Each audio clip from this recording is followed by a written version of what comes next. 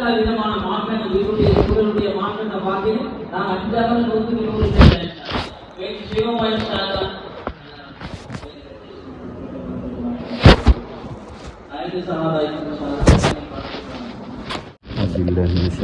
بسم الله الرحمن الرحيم.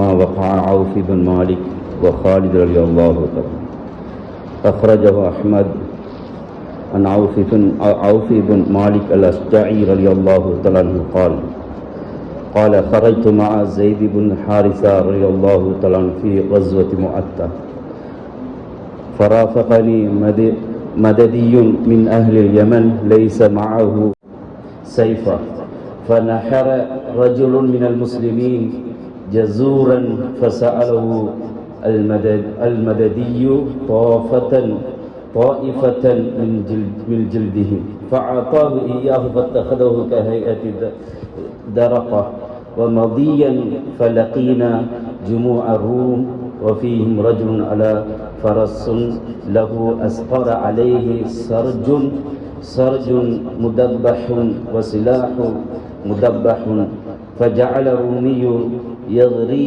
بالمسلمين فقعد له مددي خلف صخرة فمر به رومي إلى آخر الحديث أو كما قال عليه الصلاة والسلام. عوف بن مالك رضي الله تعالى عنه அவர்களுக்கும் Khalid bin Walid ரலியல்லாஹு தஆலா அன்ஹு அவர்களுக்கும் இடையிலே நடந்த ஒரு விடயம், ஒரு சம்பாஷணம். அஹ்மத் ரஹ்மத்துல்லாஹி தஆலா அன்ஹு அவர்கள் இந்த ஹதீஸை பதிவு செய்திருக்கிறார்கள். முஅத்தா யுத்தத்துக்காக வேண்டி அவுஃப் பின் மாலிக் அல்-அஷ்ஜஇ ரலியல்லாஹு தஆலா அன்ஹு அவர்கள் ஸைத் பின் ஹாரிஸா ரலியல்லாஹு தஆலா அன்ஹு அவர்களோடு சென்றார்கள். அங்கே அவர்களோடு அந்த யுத்தத்துக்காக வேண்டி செல்லுகின்ற பொழுது உதவிக்காக வேண்டி யமன் நாட்டிலிருந்து ஒரு மனிதர் இவரோடு இருந்தாங்க. யமன் நாட்டை சேர்ந்த ஒரு மனிதர். இந்த நேரத்தில் லைஸ மஅஹு கைரு ஸைஃபி, அதாவது அவரிடத்துல ஒரே ஒரு வாளை தவிர வேற ஒன்றுமே அந்த யமன் வாசிகளிடத்தில் இருக்கல. இந்த சந்தர்ப்பத்தில் முஸ்லீம்கள்ல ஒரு மனிதர் என்ன செஞ்சாருண்டா, ஒரு ஒட்டக மண்டை அறுத்தார். அதுக்கு பின்னால இந்த மனிதர் யமன் வாசியை சேர்ந்த அந்த மனிதனிடத்திலே போயிட்டு ஒட்டகத்தை அறுத்த அந்த முஸ்லிம் மனிதரிடத்திலே போய் சொன்னார், இந்த ஒட்டகத்தின் தோலை எனக்கு தந்து விடுங்கள் என்றார்கள். அதாவது கொடுத்ததுக்கு பின்னால் இவர் அதை எடுத்து கொண்டு வந்து அதை ஒரு கவசம் மாதிரி ஒன்றை செய்துவிட்டு வருகின்ற பொழுதுதான் ரோம் வாசிகள் அங்கே அவர்களுடைய கூட்டத்தை சந்திக்கிறார்கள். அந்த நேரத்திலே தான் அந்த ரோம் வாசிகளோடு யுத்தம் நடந்து கொண்டிருக்கிறது. ஒரு மனிதர் ரோம் வாசிகளை சேர்ந்த அந்த காஃபிர் என்ன செய்கிறார், முஸ்லிம்களை தாறுமாறாக ஒரு செந்நிற குதிரையிலே ஏறி வந்து தாறுமாறாக முஸ்லிம்களை வெட்டி கொண்டிருக்கிறார். அவருடைய கையிலே முலாம் பூசப்பட்ட வாளும் முலாம் பூசப்பட்ட ஆயுதங்கள் இருக்கிறது. தங்கத்தினால் முலாம் பூசப்பட்ட ஆயுதம், முலாம் பூசப்பட்ட வாள் போன்ற முக்கியமான யுத்தத்துடைய கருவிகள் இருக்கிறது. இந்த சந்தர்ப்பத்திலே இந்த ரோம்வாசி இவ்வாறு முஸ்லிம்களோடு நடந்து கொண்டிருக்கின்ற பொழுது இந்த யமன் வாசி என்ன செஞ்சார், யமன் மனிதர் என்ன செஞ்சார் என்றால், ஒரு கல்லுக்கு பக்கத்திலே அப்படியே உட்கார்ந்து கொண்டிருந்தார். ஏனென்றால் இவர் இந்த அளவு முஸ்லிம்களை வெட்டி கொண்டு, இந்த ரோம்வாசி இந்த காபிர் முஸ்லிம்களை தாறுமாறாக வெட்டி கொண்டு வருகிறார். இப்ப இவர் கல்லுக்கு பக்கத்தில் அப்படியே உட்கார்ந்து கொண்டிருக்கின்ற பொழுது இவரை தாண்டி அவர் வருகின்ற பொழுது பாய்ந்து எழுந்து அந்த குதிரையின் காலை அப்படியே அறுத்து விட்டார், வெட்டி விட்டார். வெட்டினத்தோடைய அப்படியே ஒட்டக குதிரையிலிருந்து அப்படியே கீழே விழுந்து விட்டார். விழுந்ததுக்கு பின்னால இவர் பாய்ந்து அவருடைய கழுத்தை வெட்டுகிறார். யார்? இந்த யமன் வாசி.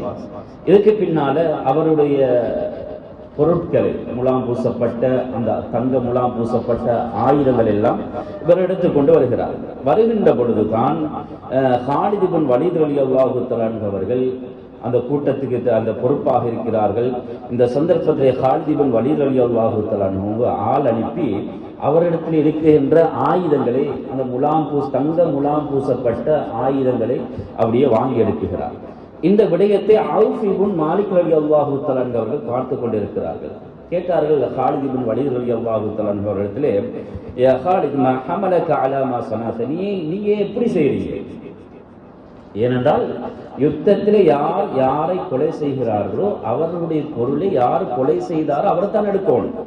நீங்க அவரெடுத்த முலாம் பூசப்பட்ட தங்க முலாம் பூசப்பட்ட அந்த ஆயுதங்களை நீங்க ஏன் பறிச்சடிக்கிறீங்க எடுக்கிறீங்க என்று கேட்கின்ற பொழுது அவர் சொன்னார், இவர்கிட்ட கூடுதலாக இருக்கு, அதனால நான் எடுக்கிறேன் என்று ஹாலித் இப்னு வலீத் ரலியல்லாஹு தஆலா அவங்க சொல்லிட்டாங்க.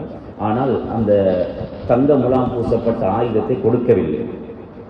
இந்த விடயத்தை அவுஃப் இப்னு மாலிக் ரலியல்லாஹு தஆலா அவங்க சொன்னாங்க, நான் இதை போயிட்டு ரசூலுல்லாஹி ஸல்லல்லாஹு அலைஹி வஸல்லம் அவர்களிடத்தில் போய் சொல்லுவேன். ஏனென்றால் நீங்க இதை கொடுக்கலன்னு சொன்ன நபியிடத்தில் நான் இதை முறைப்பாடு செய்வேன் என்று இவர் சொல்லிவிட்டார். ஆனால் அது வரைக்கும் கொடுக்கவில்லை. இதுக்கு பின்னால் முஸ்லிம்களுக்கு வெற்றி கிடைக்கிறது. இந்த சந்தர்ப்பத்திலே இந்த ஹாலித் இப்னு வலீத் ரலியல்லாஹு தஆலா அவர்கள் முஅத்தா யுத்தத்திலிருந்து அங்கே சென்ற மதீனாவுக்கு சென்றதுக்கு பின்னால் ரசூலுல்லாஹி ஸல்லல்லாஹு அலைஹி வஸல்லம் அவருடைய சஃபையிலே அதாவது அவுஃப் இப்னு மாலிக் ரலியல்லாஹு தஆலா இந்த விடயத்தை எத்தி வைக்கிறார்கள். எத்தி வைத்ததுக்கு பின்னால் நபி ஸல்லல்லாஹு அலைஹி வஸல்லம் அவங்க கூப்பிடுறாங்க, யா ஹாலித் நீங்க ஏன் இப்படி செஞ்சீங்க? இல்லை யா ரசூலுல்லாஹ் லகத் இஸ்தக்ஸர்தஹு, அவர்கிட்ட அதிகமாக இருந்துச்சு, அதனால தான் நான் அவர்கிட்ட முலாம் பூசப்பட்ட அந்த ஆயுதங்களை தங்க முலாம் பூசப்பட்ட ஆயுதங்களை வாங்கிட்டேன் யா ரசூலுல்லாஹ். யா ஹாலித் ருத்த அலைஹி மா அகல்த மின்ஹு, ஹாலிதே எதை நீர் அவரிடத்திலிருந்து அந்த யமன் வாசிகளிடத்திலிருந்து நீ எடுத்தாயோ அதை அவரிடத்திலே நீங்கள் திருப்பி கொடுத்து விடுங்கள் என்று சொன்னதுக்கு பின்னால் இவர் கொடுக்கிறதுக்கு ரெடியாகின்ற பொழுது ஹாலித் இப்னு வலீத் ரலியல்லாஹு தஆலா அவர்களை பார்த்து ஸல்லல்லாஹு அலைஹி வஸல்லம் அவர்களோடு இருந்த அவுஃப் இப்னு மாலிக் ரலியல்லாஹு தஆலா சொன்னாங்க, இல்ல ஹாலித் நான் சொன்னதானே அந்த யுத்தத்தில் வைத்து நீங்கள் கொடுக்கவில்லை என்றால் ரசூலுல்லாஹ் இடத்தில் நான் சொல்லிவிடுவேன் என்று சொன்னதோடையே ஒரு அமீருக்கு இவ்வாறு நீங்கள் அவரை கேவலமாக நினைக்கிறீர்களா என்று நபி ஸல்லல்லாஹு அலைஹி வஸல்லம் அவர்கள் கோபமடைந்து விட்டார்.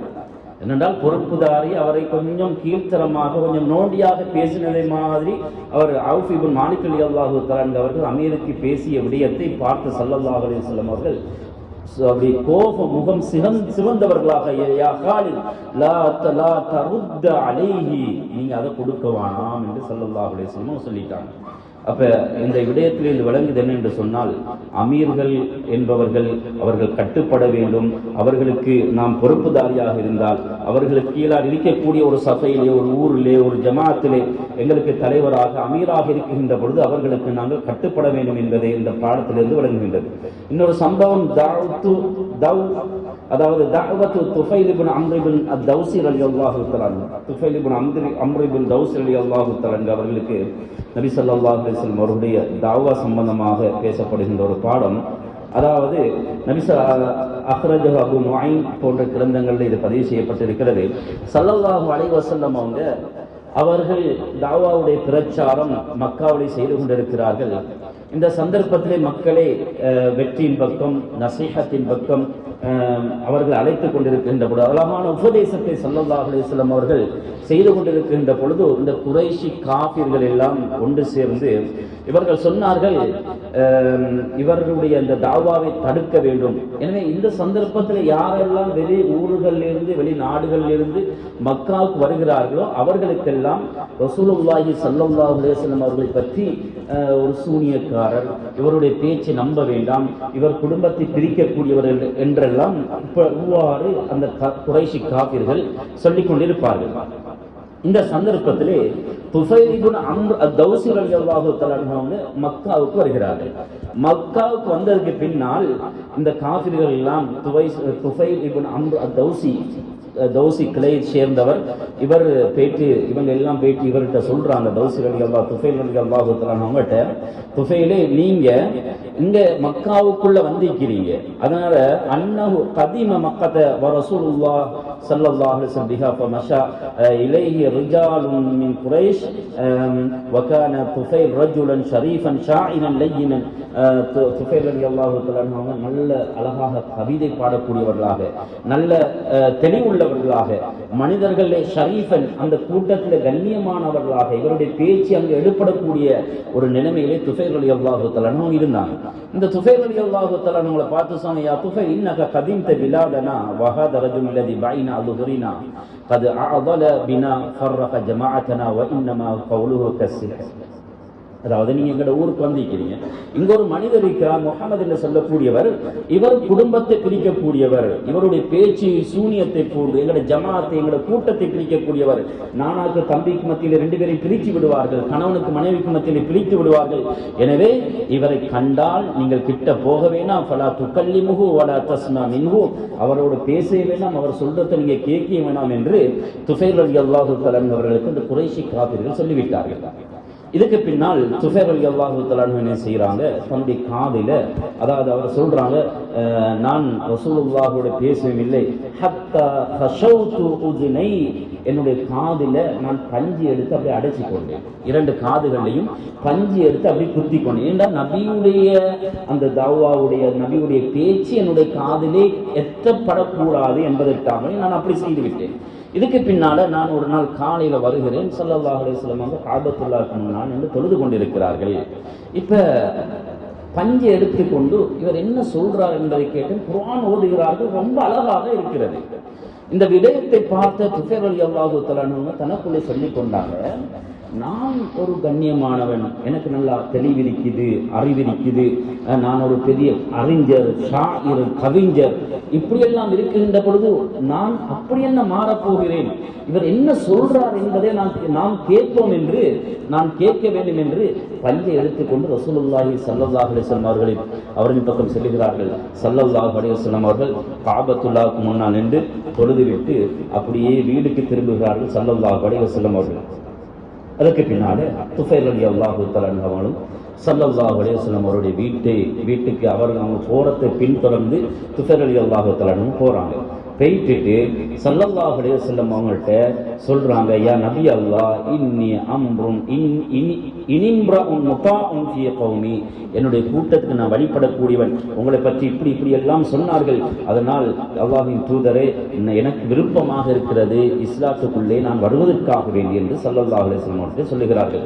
அதுக்கு பின்னால் கலிமாவை சொல்லி அவர்கள் இஸ்லாத்தை ஏற்றுக்கொள்கிறார்கள். அல்லாஹ்வுடைய சில அத்தாட்சிகள் அல்லாஹ் கொடுக்கிறான், 2 கண்களுக்கு மத்தியில் ஒரு வெளிச்சம் விழுகிறது. அவர் சொன்னார்கள், என்னுடைய கூட்டத்துக்கு நான் துஃபைல் தௌஸ் கூட்டத்துக்கு யா ரசூலுல்லாஹ் நான் தாவத் கொடுக்க வேண்டும் என்று கேட்கின்ற பொழுது ஸல்லல்லாஹு அலைஹி வஸல்லம் அவர்கள் அனுமதி கொடுக்கிறார்கள். அந்த அத்தாட்சியோடு போகிறார்கள். அங்கே போயிட்டு ஸல்லல்லாஹு அலைஹி வஸல்லம் அவருடைய அந்த தௌவத்தின் பிரகாரம் ஏற்ற துஃபைல் இப்னு அம்ர் தௌஸ் ரலியல்லாஹு தஆலா அவங்க தௌஸ் கூட்டத்துக்கு தௌவத் கொடுக்கிறாங்க. அவங்க கூட்டத்தினர்களுக்கு ஏன்னா இவர் சொன்னதை மக்கள் எல்லாரும் கேட்டுக்கொள்வார்கள். உடனேயே ஹதீஸ்ல முஹத்திஸீன்கள் சொல்றாங்க, கிட்டத்தட்ட 80 வீட்டு மக்கள், 80 குடும்பத்தினர்கள் அந்த நேரத்தில் இஸ்லாத்தை ஏற்றுக்கொள்றாங்க. துஃபைல் இப்னு அம்ர் தௌஸ் ரலியல்லாஹு தஆலா தாவத்தின் காரணமாக 33 வயதுக்குள் இஸ்லாத்துக்குள்ள வருகிறார்கள். ரசூலுல்லாஹோடு இருந்தார்கள் சில காலம். சகோதரர்களே, அபூ ஹுரைரா ரலியல்லாஹு தஆலா அவர்கள் முதலாவது இஸ்லாத்தை இவருடைய தாவத்தின் காரணமாக அபூ ஹுரைரா ரலியல்லாஹு தஆலா அவர்கள் இஸ்லாத்தை ஏற்றுக்கொள்கிறார்கள். அபூ ஹுரைரா ரலியல்லாஹு தஆலா 33 வயதில் இஸ்லாத்தை ஏற்றுக்கொள்கிறார்கள். நபியோடு ஒரு 7 வருடம் தான் இருந்தார்கள். அதுக்குள்ள 5374 ஹதீஸ்களை ரிவாயத் செய்யக்கூடியவர்களாக மாறினார்கள். சஹாபாக்கள் அதிகமானவர்கள். துஃபைல் இப்னு அம்ர் அத்-தௌசி ரலியல்லாஹு தஆலா அவர்களுடைய அந்த தாவத்தின் பிரகாரம், எனவே இப்படிப்பட்ட அழகான முறையிலே தாவத்துகளை கொடுத்து அவர்கள் துஃபைல் ரலியல்லாஹு தஆலா அவங்க தன்னுடைய கூட்டத்துக்கு தாவத் கொடுத்து கிட்டத்தட்ட 80 குடும்பத்தினர்கள் இஸ்லாத்தை ஏற்று அவர்கள் இஸ்லாத்துக்காக மார்க்கத்துக்காக கட்டுப்பட்ட அமீருக்கு கட்டுப்பட்ட ஒரு நல்ல முத்தகீன்களாக நாங்கள் வாழ்வதற்கு அல்லாஹ் தஆலா எங்கள் அனைவருக்கும் கிருபை செய்வானாக. ஆமீன். அல்ஹம்துலில்லாஹி ரப்பில் ஆலமீன். ஹம்தன் யாஃபி நிஅமஹு வ காஃபி மஸீதஹு வஃபன்னா யா கரீம் யா ரஹீம் யா அல்லாஹ். اللهم صل على سيدنا محمد كما تحب وترضى. اللهم ارحمنا برحمتك يا ارحم الراحمين. اللهم